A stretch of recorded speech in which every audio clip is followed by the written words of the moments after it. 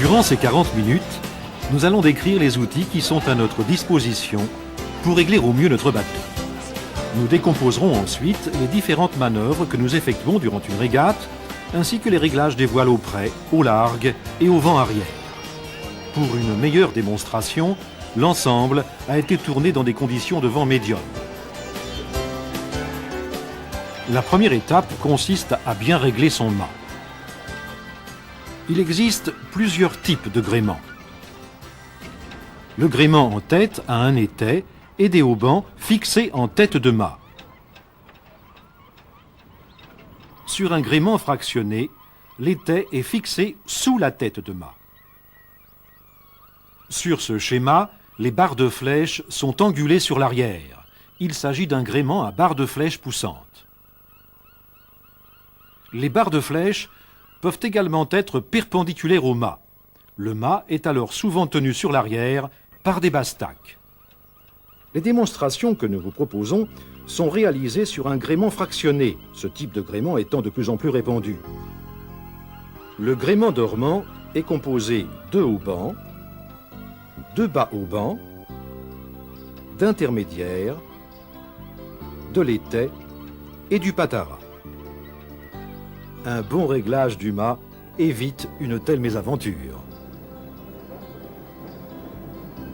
Voyons maintenant les principes de base du réglage d'un mât. Une fois la longueur de l'étai fixée, on met une légère tension sur le gréement pour stabiliser le mât sur le pont. On vérifie ensuite que le mât est droit latéralement à l'aide d'une drisse centrale. Cette drisse peut être soit la drisse de génois, soit la drisse de grand voile. On mesure la distance entre la sortie de drisse et un livet de pont. Si le mât est droit, on trouve une distance identique sur le bord opposé. Une fois le mât droit, nous donnons sa tension définitive au gréement. Ce réglage doit toujours commencer par les bas haubans. Nous prenons un nombre identique de tours de ridoir sur chaque bord. Nous effectuons ensuite la même opération sur les galopants. Si le mât est équipé d'intermédiaires, ces derniers doivent être juste tendus. Une fois le mât sous tension, on contrôle à l'œil, depuis le vide-mulet, que la gorge du mât est bien droite. En navigation, au près, le gréement sous le vent pourra être légèrement mou. La tête de mât doit déverser harmonieusement sous le vent. Une bonne organisation du bord est facteur de succès. Nous devons préparer le bateau à terre et bien organiser l'équipage. Nous veillons à ce que les principaux réglages soient repérés par une échelle graduée. La position des rails de génois, la tension des drisses, le réglage de bordure. Nous marquons également sur chaque taquet coinceur le nom de la drisse correspondante afin d'éviter des erreurs. Nous vérifions le bon fonctionnement de l'accastillage et le bon état du gréement courant. Nous préparons les bras et les écoutes en contrôlant les longueurs. Une écoute, un bras de spi ou une drisse ne doivent être ni trop courts ni trop longs. Nous devons définir les fonctions de chacun à bord. Sur notre bateau de démonstration, l'équipage est composé de 7 personnes, numérotées de 1 à 7, à partir de l'étrave.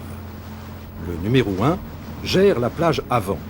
En navigation, il annonce les risées et les vagues depuis le rappel. Le numéro 2, dans ce cas aussi appelé pianiste, envoie et affale les voiles. Il surveille le plan d'eau et l'évolution des grandes zones de vent. Les numéros 3 et 4 règlent les écoutes de génois et de spi. Au rappel, ils annoncent notre vitesse par rapport à celle de nos concurrents. Une convention généralement employée veut que l'on parle toujours de soi. Lorsque le numéro 3 dit « plus vite », cela signifie que nous sommes plus rapides que le concurrent. S'il dit « plus de cap », nous faisons plus de cap. S'il dit « moins vite », nous allons moins vite. Ceci évite l'équiproquo. Le numéro 5 règle la grand voile. Le numéro 6 barre. Le numéro 7 fait la tactique. On choisit une voilure adéquate en fonction de la force du vent. Il est souhaitable pour cela de se constituer un petit tableau avec les plages d'utilisation des différentes voiles sur l'exemple de celui-ci.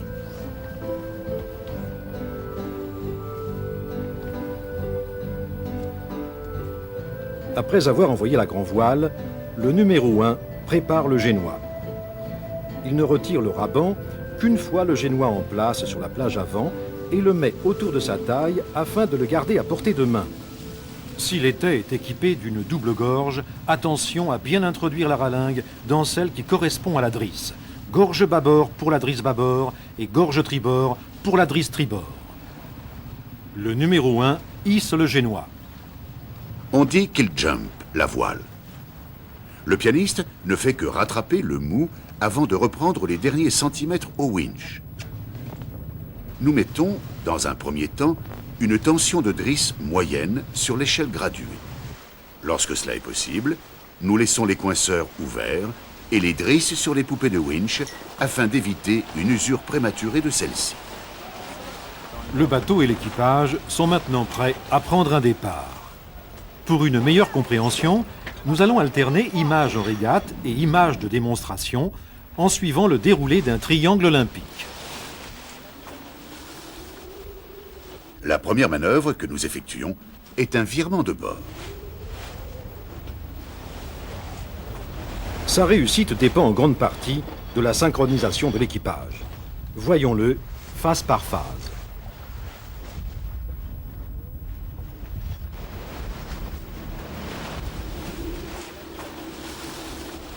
Pareil à tirer. Pareil. C'est parti.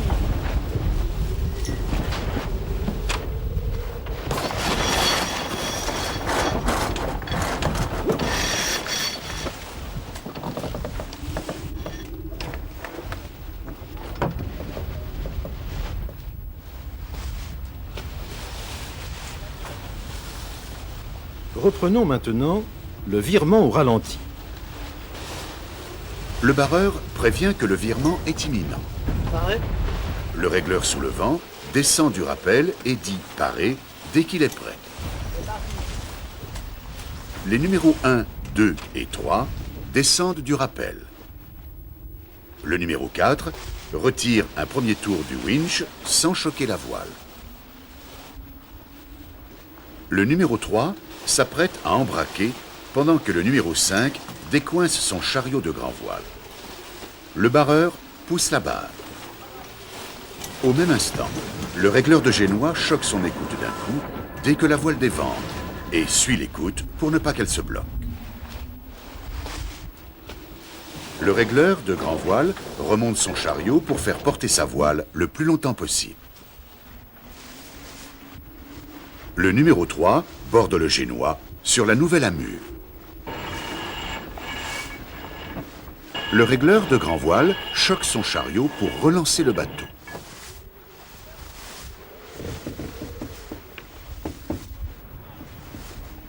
Ce n'est qu'une fois que le bateau reprend de la vitesse que les régleurs finissent de border les voiles. Il y a plusieurs points critiques dans un virement de bord. Le choquet du génois, tout d'abord, doit se faire d'un coup, ni trop tôt, ni trop tard, dès que la voile prend à contre. On veille ensuite à ce que l'écoute file bien. On note ici la position des mains de l'embraqueur. La prise est ainsi plus efficace et le débattement plus grand. Le numéro 1 aide le génois à passer devant. Enfin, n'oublions pas de préparer l'écoute au vent pour le prochain virement et de remettre la manivelle en place.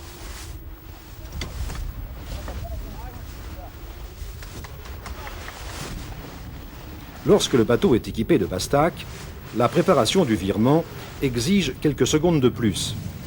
Dès que le barreur dit « parer à virer », le régleur descend sous le vent pour mettre en tension la bastac qui est déjà prête sur le winch. Il finit de la prendre lorsque la grand voile passe sur la nouvelle amure.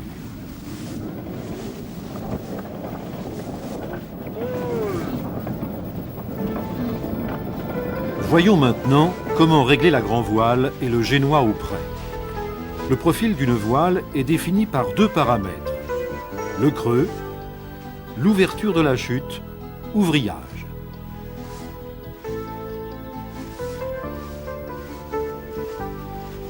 Nous disposons des outils suivants pour régler la grand voile au près.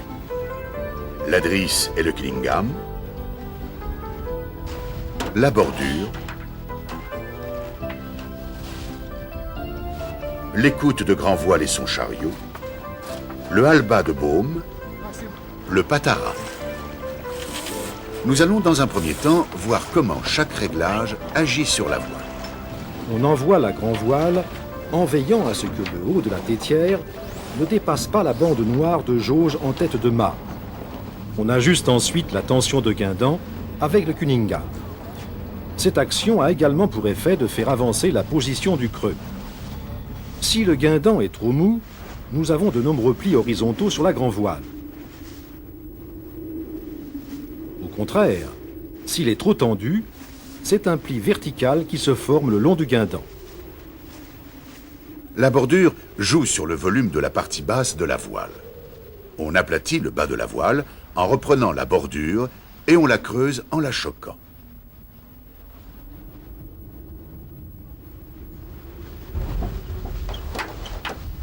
Attention, la marque noire à l'arrière de la baume est une marque de jauge.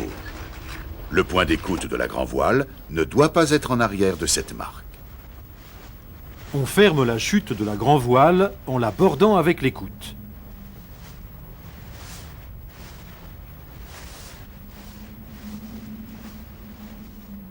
Observez bien sur l'image le sigle dans la partie haute de la voile qui disparaît lorsqu'on la borde.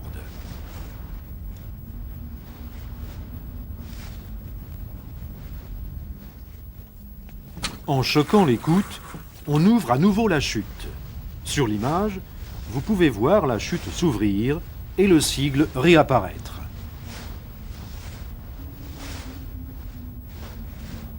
En agissant sur la position du chariot de grand voile, on déplace le plan de voilure sans changer le vrillage de la voile.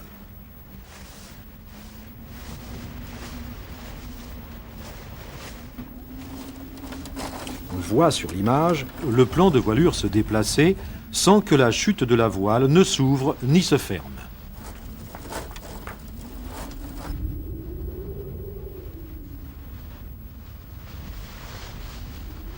Le halba de baume n'est pas très utilisé au près. Attention à ne pas le tendre dans le petit temps, ce qui empêcherait la chute de la grand voile de s'ouvrir lorsque nous choquons l'écoute. Le réglage du patara est essentiellement utilisé sur les gréements fractionnés. En reprenant le patara, on cintre le mât. La voile s'aplatit et s'ouvre sur la chute. En le choquant, le mât se redresse, la voile se creuse et se ferme sur la chute.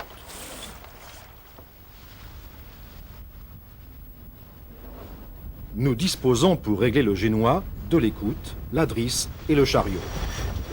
L'écoute de génois agit sur l'ensemble de la voile.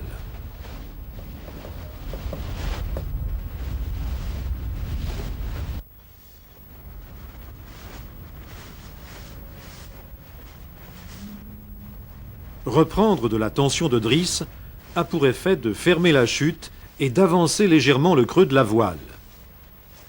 Le génois vient se coller sur la barre de flèche lorsque l'on prend de la drisse.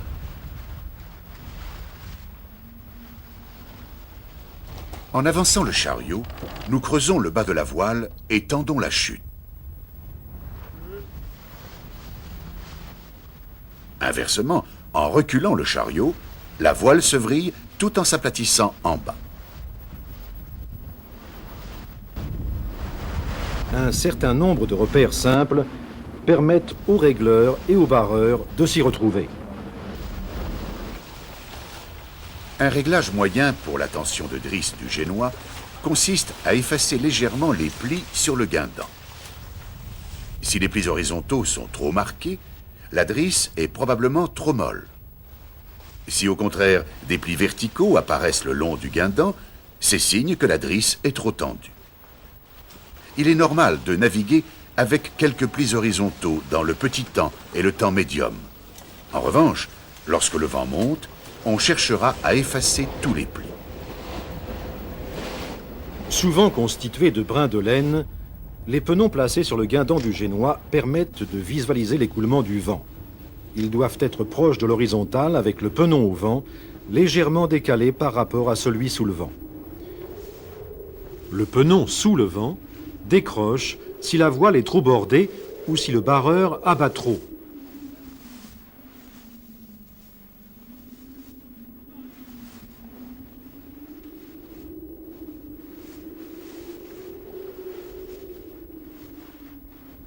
Le penon au vent décroche si la voile est trop choquée ou si le barreur l'offre trop.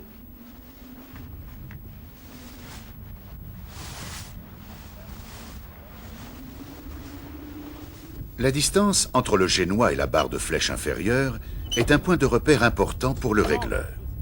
Il devra bien l'observer et l'utiliser comme repère d'un bord sur l'autre.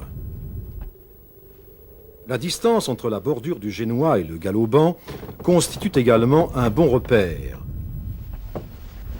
L'axe du point de tir de génois est matérialisé par une ligne imaginaire qui part du point d'écoute et va jusqu'au milieu du guindant du génois. Les penons de chute de grand voile matérialisent l'écoulement du vent sur la partie arrière de la voile. On cherche, dans la mesure du possible, à tous les faire porter. Il est cependant fréquent que le penon supérieur décroche une partie du temps. La latte supérieure peut alors être utilisée comme une deuxième référence pour le réglage de la chute de grand voile. Un réglage de base consiste à la mettre parallèle à la baume. L'axe de la baume par rapport au centre du bateau est un autre point de repère pour le régleur de grand voile. Il visualise l'écart latéral entre l'extrémité de la baume et le patara. Collées sur la voile, les bandes de visualisation matérialisent bien le creux de ces dernières.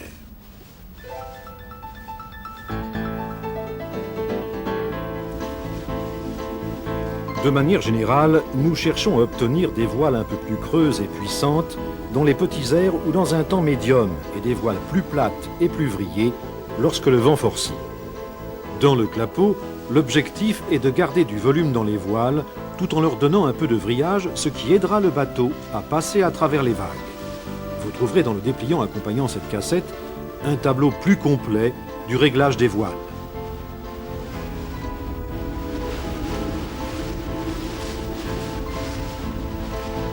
Le bord de près se termine. Nous arrivons à la première marque au vent. Il est temps de préparer le spi avant de partir pour le premier bord de largue.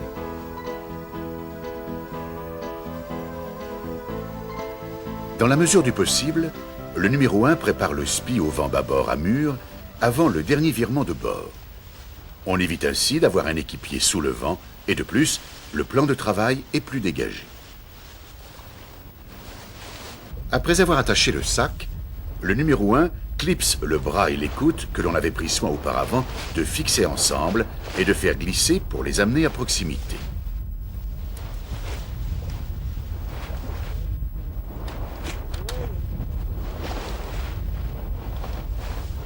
Il termine par la drisse de spi. Attention à bien passer la drisse à l'extérieur de l'écoute de génois.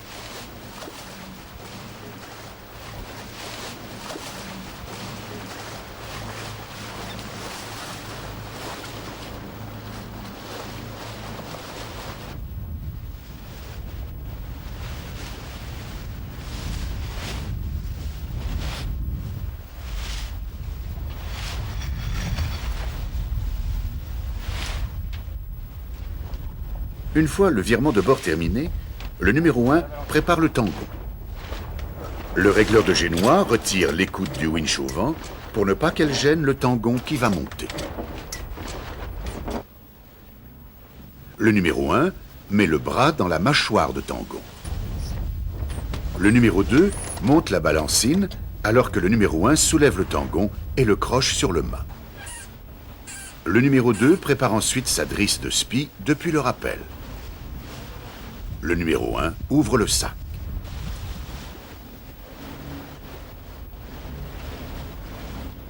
Le régleur au vent commence à brasser pour étaler un peu le spi. Le numéro 1 aide le bras de spi à sortir du sac. Le régleur de grand voile choque sa voile. Ceci est essentiel pour que le barreur puisse abattre. Le numéro 1 jump le spi au pied du mât. On note bien au passage le mouvement alternatif de ses deux mains. Dès que le spi est en haut, le numéro 2 choque la drisse de Génois et le numéro 1 le récupère sur le pont. On note la position inversée de la main gauche qui permet d'avoir plus de puissance dans le mouvement. Une variante à cette manœuvre consiste à envoyer le spi depuis le balcon avant. Le numéro 1 peut alors préparer le spi du rappel et amener le sac avec le spi gréé sur l'avant. Mais attention à ne pas rester trop longtemps dans l'étrave, ce qui nuit fortement aux performances du bateau.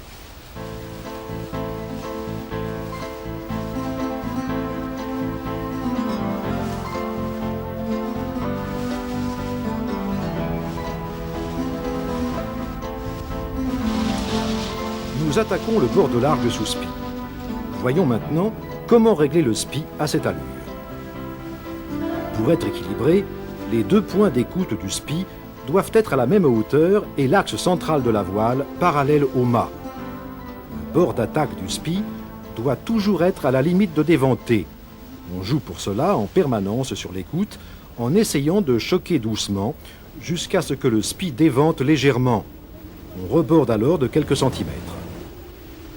Un spi trop bordé fait gîter le bateau. Un spi pas assez brassé est trop creux. Si la pointe du tangon est trop basse, le point d'écoute au vent est plus bas que celui sous le vent. La ligne médiane du spi est décalée vers la droite en montant.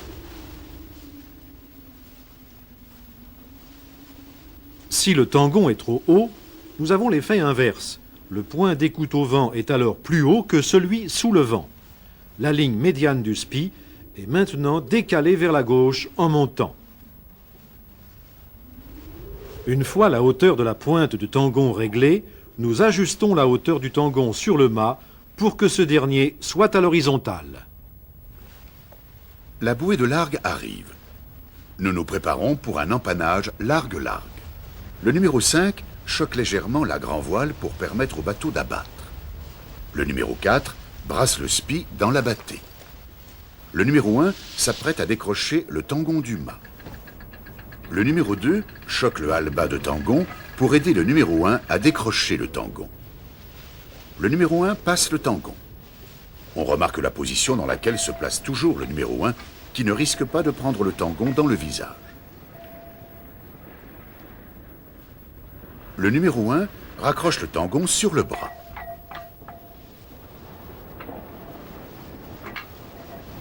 La grand voile passe. Le numéro 5 l'aide en prenant l'écoute à pleine main et la retient après l'empannage en la choquant progressivement. Le numéro 1 raccroche le tangon au mât.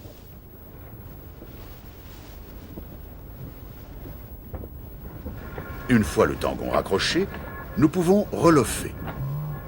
Le numéro 5 peut alors reborder sa grand voile.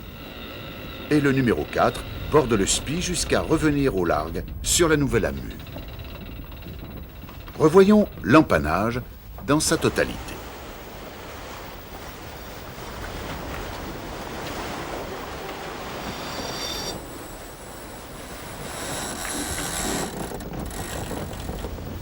Profitons d'être sous un autre angle pour examiner à nouveau les réglages du spi.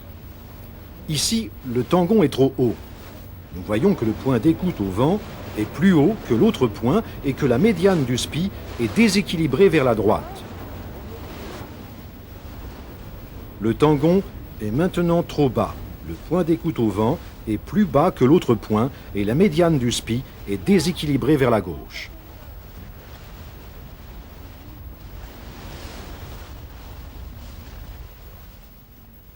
Au largue, le hallebat de grand voile devient très important.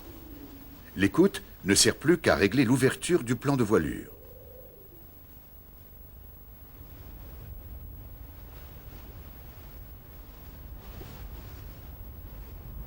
C'est le hallebat qui contrôle véritablement la forme de la voile. Lorsqu'il y a beaucoup de vent et qu'il est difficile pour le barreur de contrôler le bateau, le numéro 2 doit avoir en permanence une main sur le hallebat prête à choquer. Si le bateau commence à partir au lof, il choque le hallebat, ce qui a pour effet immédiat de vider l'air de la grand voile et de redresser le bateau.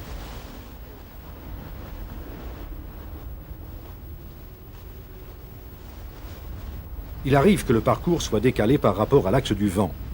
L'un des deux bords de largue se fait alors plus près du vent.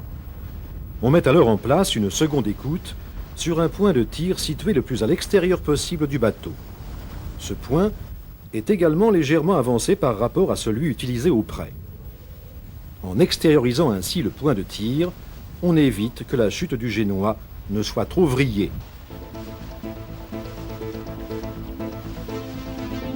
Nous arrivons à la bouée sous le vent.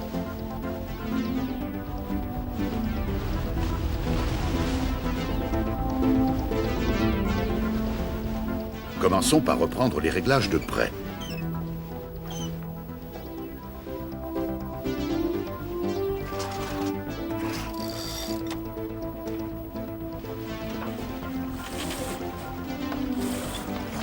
Le numéro 1 passe la contre-écoute de génois au-dessus du tangon et à l'extérieur de la balancine, ce qui permettra de virer de bord immédiatement après avoir enroulé la bouée sous le vent sans faire de nœud.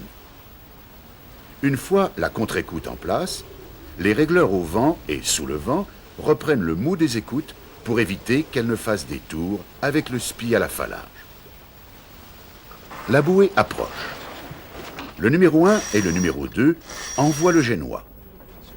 À environ 2 longueurs de la bouée, le barreur donne l'ordre d'affaler. Le numéro 3 choque alors le bras de spi pour amener le point d'amure sur les dés. Le spi est alors entièrement couvert par le génois. Le numéro 2 ouvre le taquet coinceur et laisse filer en grand la drisse qu'il avait pris soin de mettre au clair auparavant. Le numéro 3 termine de choquer le bras au vent et défait tous les tours du winch pour qu'il ne bloque pas. Le numéro 1 récupère le spi derrière la grand-voile et le numéro 2 l'aide à le rentrer par la descente. Le numéro 4 borde progressivement le génois. Le numéro 5 borde la grand-voile dans une position qui lui donne le maximum d'amplitude dans ses mouvements. Le numéro 1 rentre la jupe du génois et baisse le tangon. Il est essentiel d'enrouler la bouée avec tout l'équipage au rappel s'il y a du vent afin de tirer immédiatement tout le potentiel du bateau. Seul, le numéro 1 ira mettre de l'ordre sur le pont. Revoyons maintenant l'enroulé de la bouée dans son intégralité.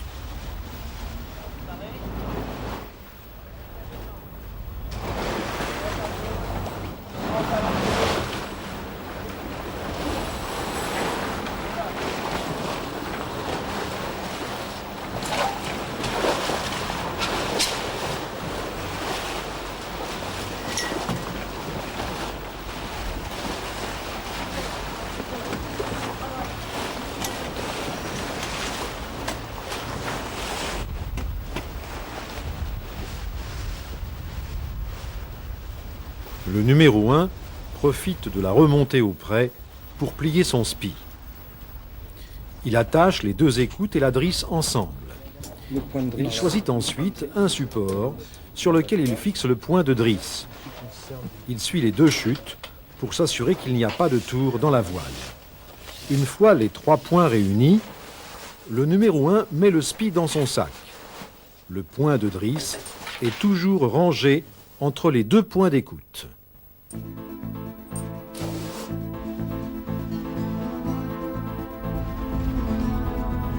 Nous remontons maintenant vers la deuxième bouée au vent. Si le vent est faible, nous utilisons la technique du virement bascule pour aider le bateau à virer. Ceci consiste à faire passer tout l'équipage d'un bord sur l'autre et à faire ainsi basculer le bateau, ce qui apporte un léger surcroît de vitesse. Nous arrivons à la deuxième bouée au vent. Jibe 7 se traduirait en français par « envoi durant l'empannage ». Cette manœuvre consiste à abattre au niveau de la bouée au vent, empanner immédiatement et à envoyer le spi dans la foulée pour se retrouver sous spi bâbord amure.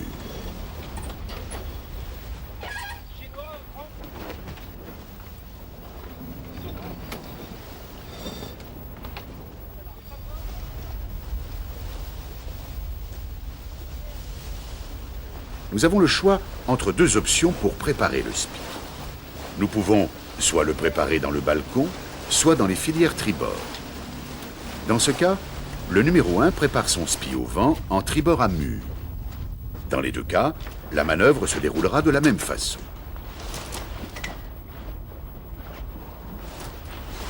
Une fois le sac attaché, le numéro 1 clipse le bras bâbord dans le tangon. Attention à laisser du mou dans le bras sous le vent pour que le numéro 1 puisse ressortir le tangon sur bâbord sous le génois. Nous veillerons également à ce que l'écoute de génois passe bien au-dessus du tangon.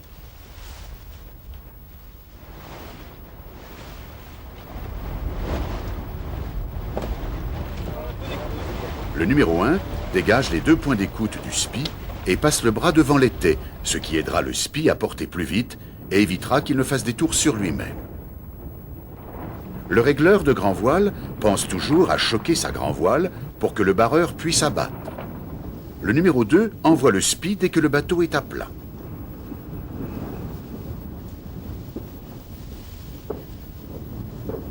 Remarquez bien le numéro 1 qui aide le génois à passer sur la nouvelle amure par-dessus le tangon.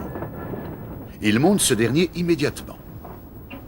Le numéro 2 reprend la balancine que nous avions pris soin de laisser molle durant l'empannage pour permettre au génois de passer au-dessus du tangon. Revoyons l'ensemble de la manœuvre en temps réel.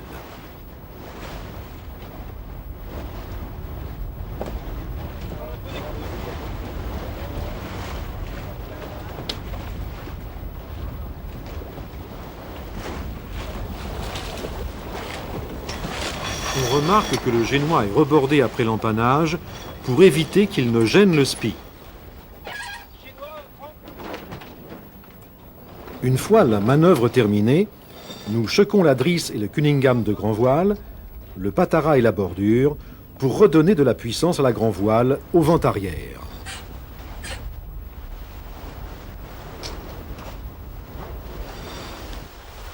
On peut traduire le Tekenhoist en français par « on vire et on envoie ».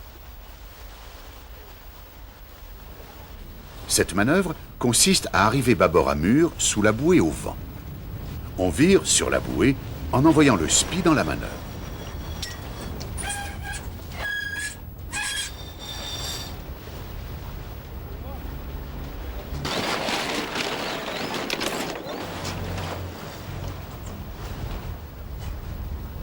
Comme pour les autres manœuvres, nous avons deux possibilités pour préparer le spi.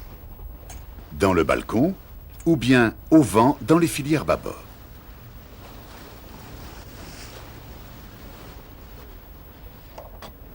Après avoir fixé le sac et gréé le spi, le numéro 1 clipse le bras sous le vent dans le tangon et met celui-ci en place sur tribord.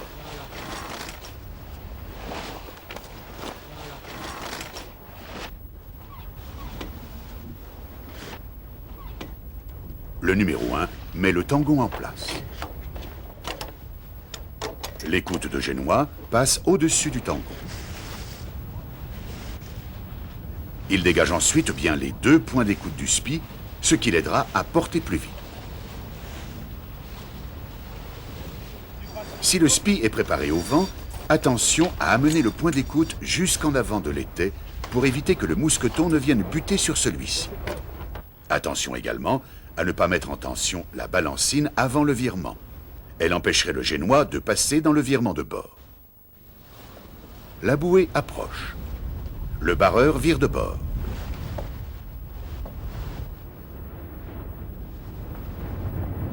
Le numéro 1 aide le génois à passer au-dessus du tangon et soulève immédiatement celui-ci pour le mettre en place. Le numéro 4 reprend la balancine. Le numéro 2 envoie le spi.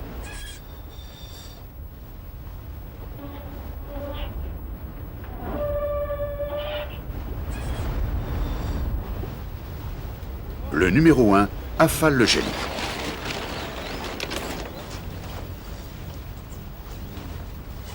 Revoyons maintenant la manœuvre en temps réel.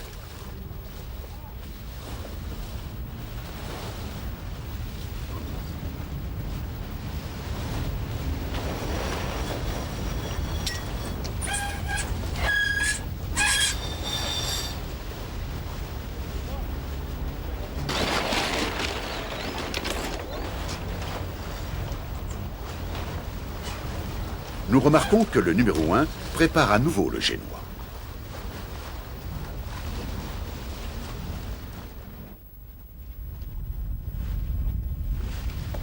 L'empannage vent-arrière se décompose comme l'empannage largue-largue.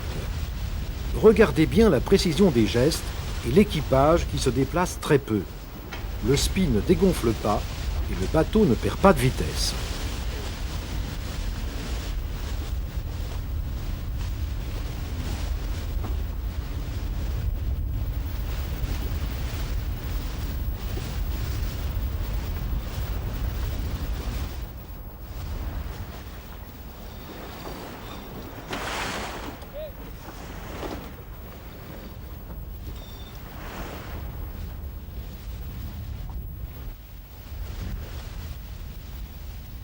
La bordure est légèrement choquée afin de donner plus de volume à la voile. L'écoute est utilisée pour ouvrir ou fermer le plan de voilure.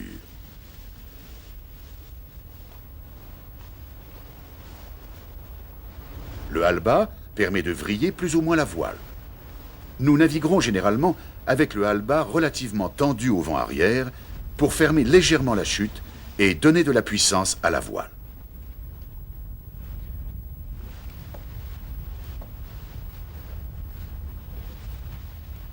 Les principes de réglage du SPI au vent arrière sont les mêmes que pour le largue. On veille à ce que les deux points soient à la même hauteur et la médiane du SPI bien verticale. Il arrive que l'on se présente bâbord à mur à la bouée sous le vent. On empanne en contournant la bouée.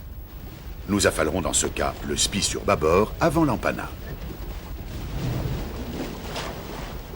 Lorsque le vent n'est pas trop fort, il est plus facile d'effectuer cette manœuvre sans tangon, ce qui est aujourd'hui autorisé.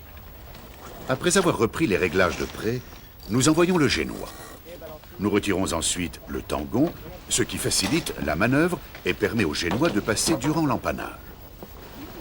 Le tacticien joue le rôle de tangon en tenant le bras de SPI à l'extérieur du bateau. Le numéro 2 choque la drisse de SPI sur l'ordre du barreur. Le numéro 1 le récupère sur le côté bâbord. Lorsque le SPI est presque affalé, le barreur empanne. On remarque que le numéro 5 a déjà bordé en partie sa grand voile. Il a ainsi moins de longueur d'écoute à reprendre en repartant au près. Nous voici partis pour le troisième et dernier bord de près. Nous sommes parfois obligés de changer de génois. Pour éviter de perdre du temps, nous pouvons réaliser ce changement de voile lors d'un virement de bord. Cette manœuvre est appelée tack change, ce qui donnerait en français changement de voile dans le virement. Le tack change ne peut s'effectuer que sur un étai muni de deux gorges. L'ancien génois est établi sur la gorge sous le vent. Le nouveau génois est envoyé au vent. Le numéro 1 amène le génois devant.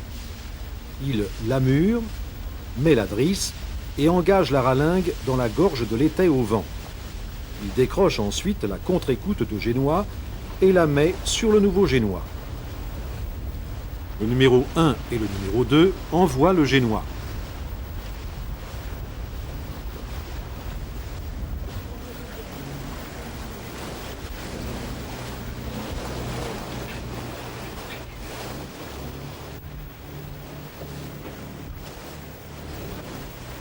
Le barreur l'offre et vire.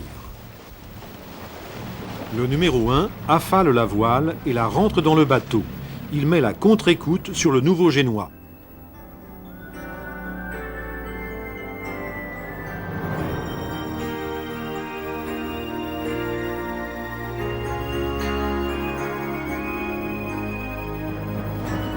La régate est terminée. Nous affalons les voiles et mettons de l'ordre à bord sur le chemin du retour. Nous pourrons ainsi faire un tour au club dès le retour au ponton.